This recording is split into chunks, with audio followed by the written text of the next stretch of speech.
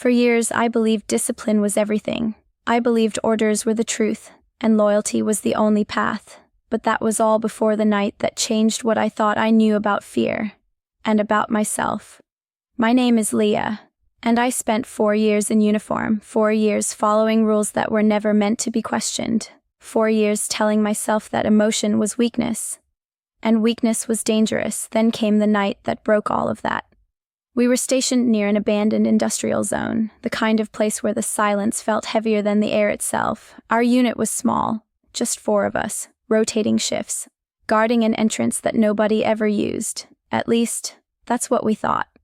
Around 1:30 a.m., the cameras started glitching, not cutting off completely, but flickering, like something was passing in front of them too fast to register.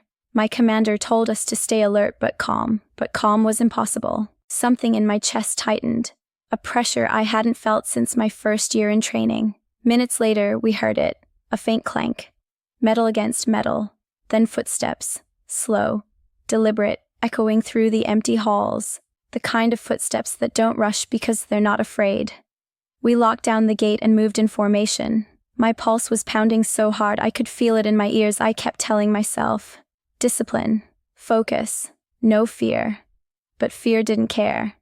We followed the sound into a dim corridor. One of the doors, one that should have been locked, was slightly open inside. Standing in the shadows was a man I had never seen before. He wasn't armed, he wasn't running, he wasn't pleading, he was just standing like he had been waiting.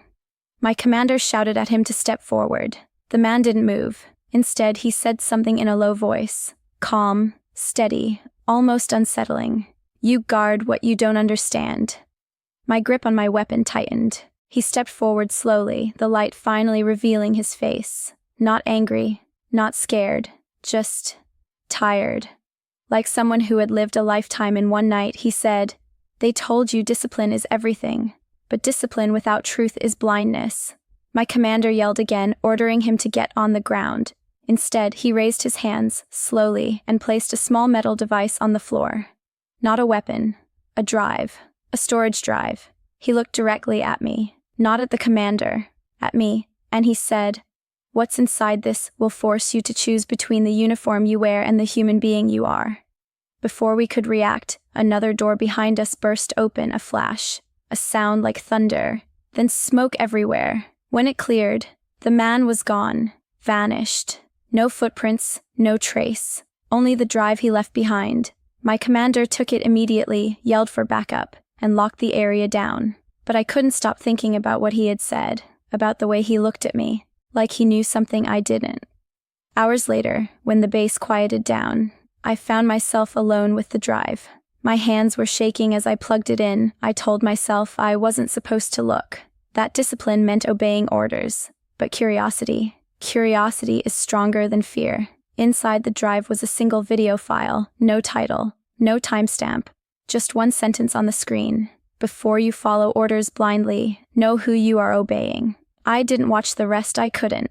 Something inside me felt like a thread had been pulled loose. Like if I watched it, everything I believed in would start to unravel. I hid the drive in my locker, and that night, for the first time in 4 years, I couldn't sleep. Because discipline can make you strong. But truth can break you.